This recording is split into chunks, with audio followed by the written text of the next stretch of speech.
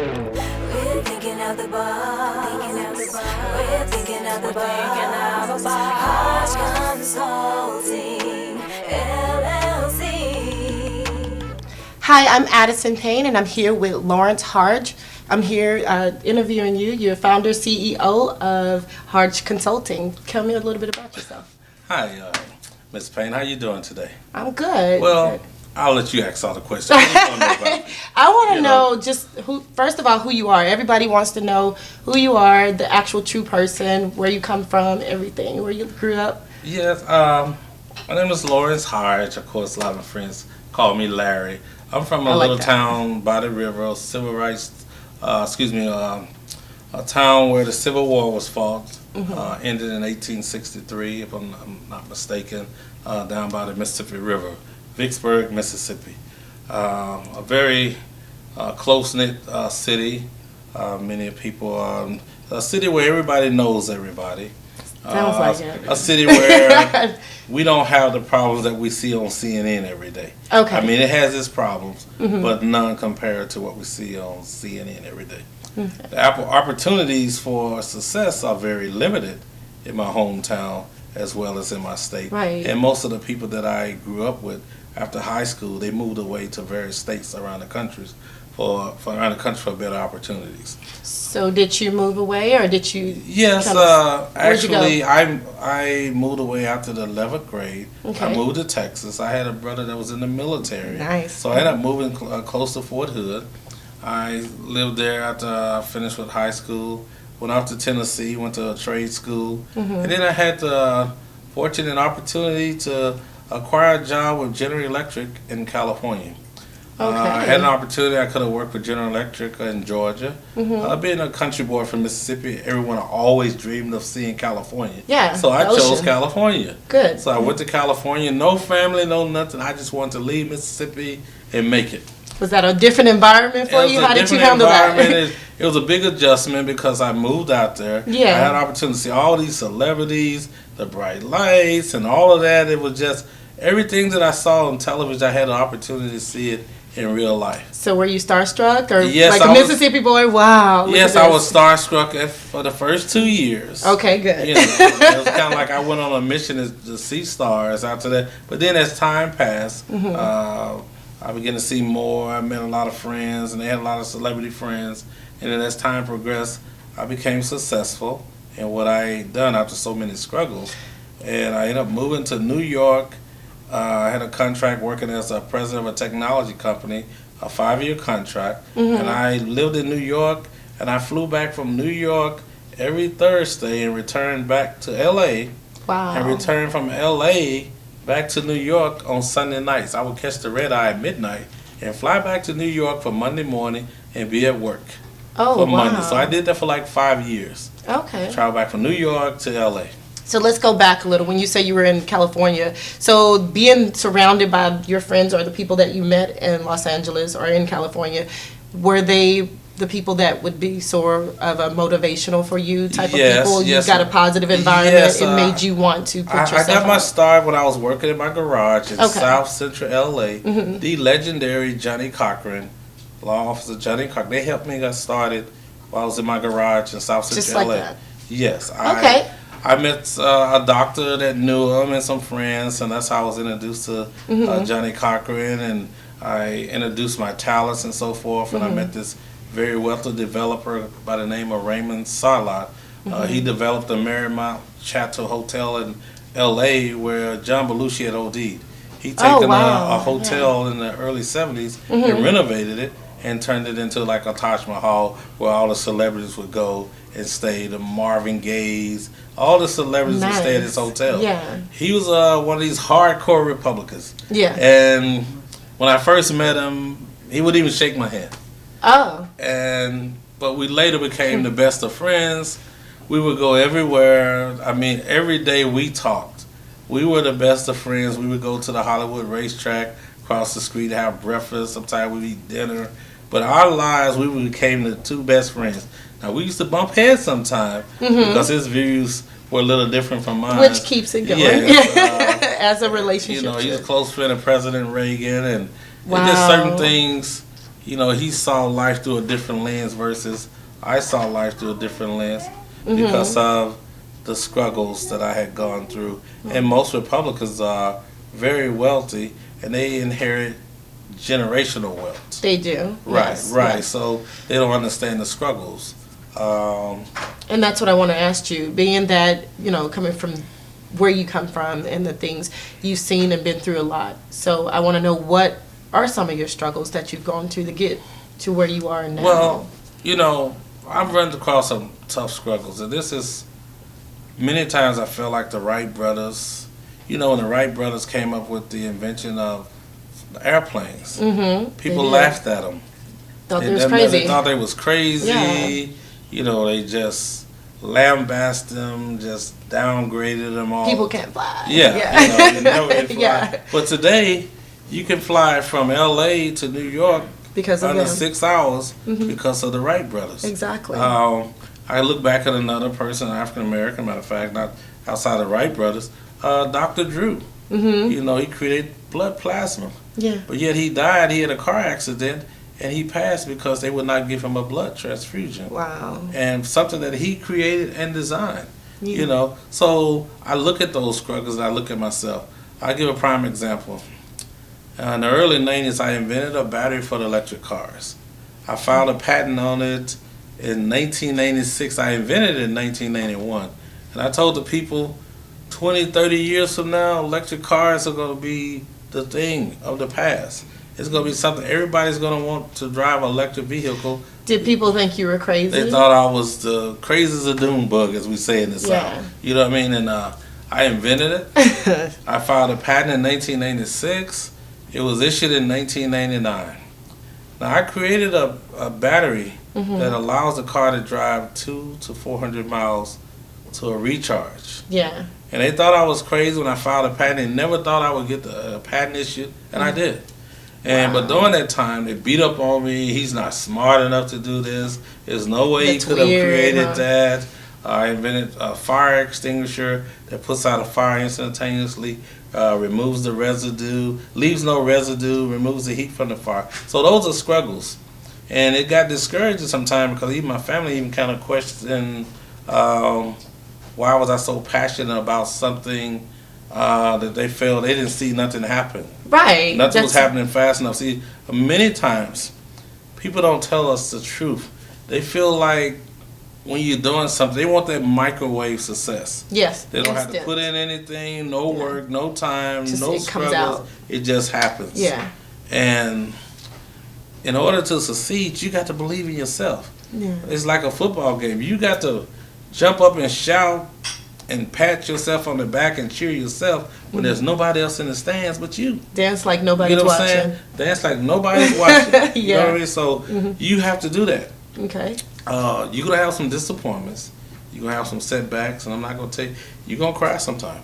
Oh, God, yeah. As I mentioned, we were talking to some people earlier, I went through so many struggles, setbacks. Everything that I see these African Americans experiencing today, I can relate to them. Okay. And a lot of time African Americans, when they see, like with me, I have products in stores, I had my challenges there, I've risen to the top, failed to the bottom. But look at Donald Trump. He filed bankruptcy 9 times, but yet he's running for president. Exactly. Nobody looks at that. You know what I'm saying? I've been down that path before. I'm still wondering if the joke is You know what I mean? I know what it's like to have nothing. You know what I mean? And that's what humbles me. If you don't humble yourself, life will humble you.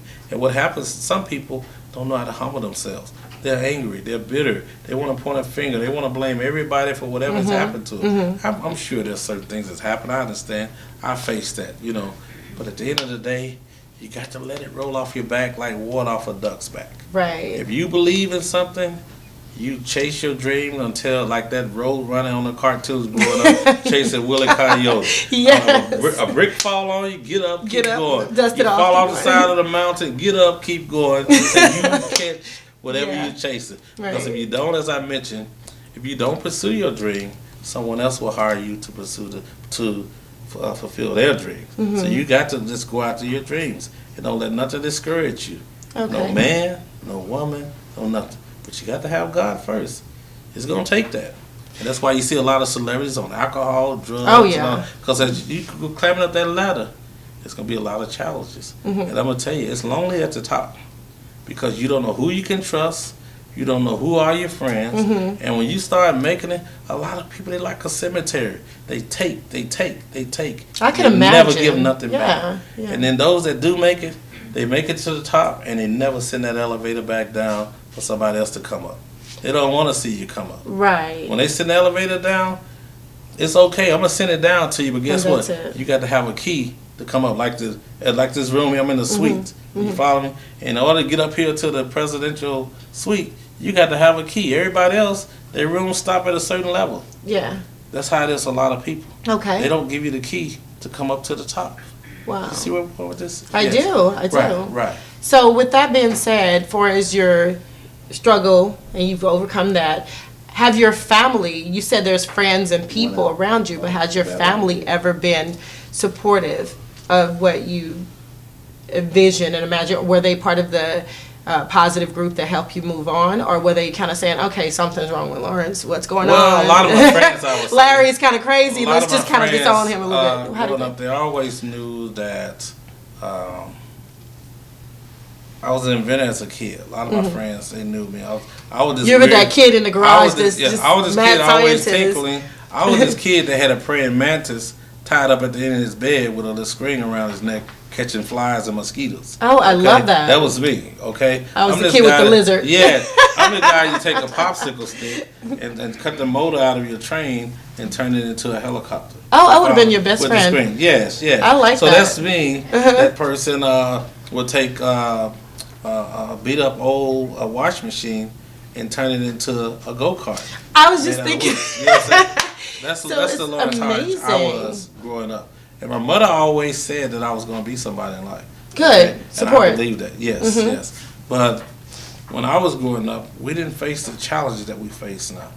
When we used to hear a police car, we used to run to see Yeah, because that's the police superhero. car. We saw them as heroes. Yes, yes. When we saw a fire truck, we run to see that fire truck, hear that siren. That was the most honorable and remarkable thing. Yeah. And when we saw a police officer, if he even got out of the car and just said something to us, it was like meeting a celebrity. Yeah. We were just honored. Yeah. Wow, the police is talking to me. So You know with what I that mean? being said, so what do you feel about everything that's going on right now with Dallas shootings and the cops and the whole racial and, you know. Well, what we are seeing today is a result of people ignoring the cries of those who've been crying for help for over the past 50 years. The last 20 years, people have been crying for Exactly. help and changes from the racial profiling. You know, I know that's crime in our community because of survival. You know, when you dump drugs in our community, the results is what you see today. You're going to be robbing the mom and pop stores, killing one another, and all of that. That's what animals do when they're trying to survive. Exactly. So when you take a person's way of living, they go to survival mode. It's kind of like when you build a subdivision, Yeah. you tear down all these trees in the woods. Where are those animals going to Where the animals were living. How are they going to They habitat? didn't ask for you to come. Yeah. You eradicate their habitat. So Yes. now they're going to find another place and another way To of survival. reside, yeah. So this is Evolution. what we're seeing today. And what we're also seeing is what prediction is that so many African American males, you know, they have gone to changes. Yes. They have made bad choices. They've made bad mistakes. They've been And held what we have- down, they've been pushed held back. down. Yeah. So they're crying out for help. Most of them didn't grow up with fathers. Exactly. My father only had a 4th grade education. He wasn't there with my mother. I watched my mother work 2-3 jobs to take care of her kids. Yeah. So the boys, they're angry.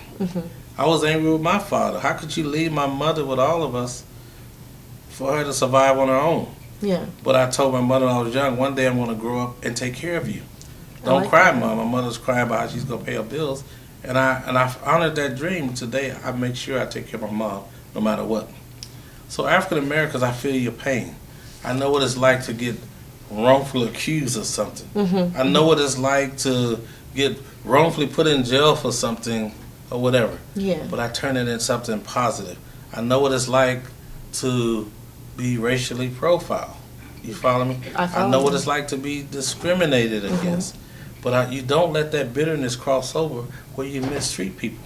So you think the shootings, that everything that's for has happened, how they retaliate, do you think that's necessary, or do you honestly feel like there's a different way that everything should have gone about being an African man? Let me just say this.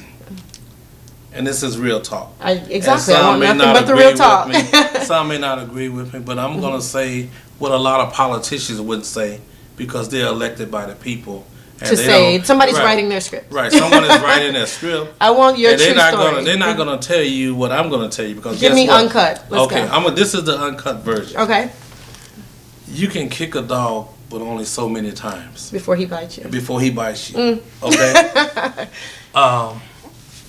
When it comes to police brutality, all right. Okay. People have been crying out for help for many years, and these politicians. Mm-hmm. Every time election time come around, they make all these promises. How they gonna make all these wonderful changes? Yes. And they give the poor hope. They give those who crying out for help. That's marketing. That's selling. And they take the dream away because they come they get elected. Mm-hmm. They remember nothing that they said. Right. And they making 6 figures a year, and some of these people not even making $8,000 a year. Yeah. And they barely can survive. So now I'm getting to the uncut version that they wouldn't tell you. Bring it. Since our parents were children. Mm-hmm. Right now, we got mothers and fathers sitting in nursing homes that march for you and march for me during the civil rights era of Martin Luther King. Right. And many of them got their heads busted, knees bruised up. They marched over the Selma Bridge. All of that got beat down for all of this to make changes. Mm-hmm. And here we are today, 2016, and the same things that was going on in the early 60s are still going on. And all of the churches got together and said, pray, pray, pray that change is going to come. Mm-hmm. And we've been praying and no changes have come. Mm-hmm. Okay? The more things change, the worse they get. Right. Okay? So to get to the bottom line of what you're saying, no one condones killing a police officer. Mm-mm. That is somebody's brother, that's somebody's father, that's somebody's son. Yeah. And nobody condones killing a young black male. Mm-hmm. Okay? And what it is, these young kids, these Black Lives Matter, they're a different breed from the civil rights era. They're not listening to prayer. They're not listening, keep hope alive. Different world, they're not listening to all the things that we once said, and they started watching people die in their community. Exactly. Okay? This generation take on it. So how do you tell a young man that went to prison, that got convicted for robbing a store on videotape? Mm-hmm. They convicted him because of the videotape that showed evidence that he robbed a store. Yes. But yet he watched a police officer gun down an innocent, unarmed man on video watch him die on and not even and die on camera, never get indicted. Yeah. No convictions. Mm-hmm. And over, you watch a man get choked down for selling cigarettes in a store. Mm-hmm. Okay? And he loses his life and nobody gets indicted. Mm-hmm. You follow me? Mm-hmm. So after all this goes on, you got these people out here today that says, you know what? No us. They got nothing to live for. They are hopeless. You get what I'm saying? Yeah. So their attitude is, y'all are killing us. Until you stop killing us, we're not going to stop killing y'all. Exactly. You get what I'm saying? So my message is to the police and all of them. Because there's good police. And you good cops that know you got some corrupt officers working next to you. You know who they are. Yeah. It's your job. You got blood on your hands when you allow those corrupt officers to continue to go out in the community and harass people and target minorities. Right. And killing them. Mm-hmm. You got blood on your hands. You just as guilty as the one who is doing it. I agree. And until you guys make a change, these youngsters not gonna get it. Mm-mm. They're not listening to their mom. Yeah. They're not listening to daddy. They're not listening to preachers. They're listening to what matters to them. Right. That is, I'm gonna get you before you get me. And I want. I know results. If the first opportunity you're gonna kill me if you get an opportunity. Right. I'll give a prime example and then I will get on another subject, but it's real. Okay. I'm telling you what it is, what other politicians won't tell you. Okay. Just me driving here to Dallas, Texas. Okay. Okay. I come out here to conduct business. Mm-hmm. There's people that's been flying in all over the country. I'm conducting business from Miami, New York, overseas, Europe. You follow me? I do. There's a young lady came here from Texas of another persuasion. Beautiful lady, positive, professional. Okay. I don't see hatred. I don't see racism. I see a blessing. I see the opportunity to help somebody, and in return, it helps me. Yeah. Okay? When an officer harass you, they don't know who you are. No. Me and my associate, we were driving. Driving a nice new car, of course, minding our own business. There's many cars that passed us. But why did you pick us to get behind us? We wasn't speeding. Matter of fact, we were doing 68 miles an hour because in my car, it has a bold digital printout It says it clear as lets day. you know it's clear as day how fast you're going. And it has a computer system in the car. Whenever you go to a certain speed limit, the computer reminds you out loud, speed limit 70 miles an hour. So if you get a ticket, it's because it's your choice in the vehicle that I drive. So we were driving. We saw the officer, another part of the freeway. But we're passing, many cars passing us, even driving faster than the speed limit. He gets behind us. That's He don't know that it's a CEO of a corporation. That's what I'm that's thinking. doing Does he business. not know who? He don't know He don't none know. of that. He You just see see what the I'm saying? color of his He just skin. see two brothers In a nice driving vehicle. in a nice vehicle. You get behind us, you follow us. Yeah. Soon you get up close behind us and follow us. Okay, that's not good enough. You go to the left, the fast lane. That's for passing. You don't pass, you ride beside us. We still doing the speed limit, not going to do anything to cause any problem. I tell my buddy, stay with the speed limit because I'm already tired. I'm on the passenger side. He's driving. Right. Because I just drove from Michigan, went to Little Rock, Arkansas, Mississippi, and back to Dallas. So you're already in a I'm just already a tired just don't feel like mood, being and now bothered. he's being Here he disrespectful. come. Okay.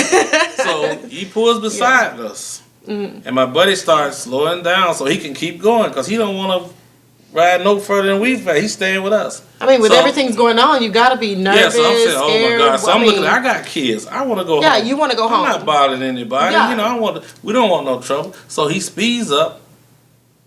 He does 70. So we're doing 68. When he gets in front of us doing 70, he's close to it. Guess what he does?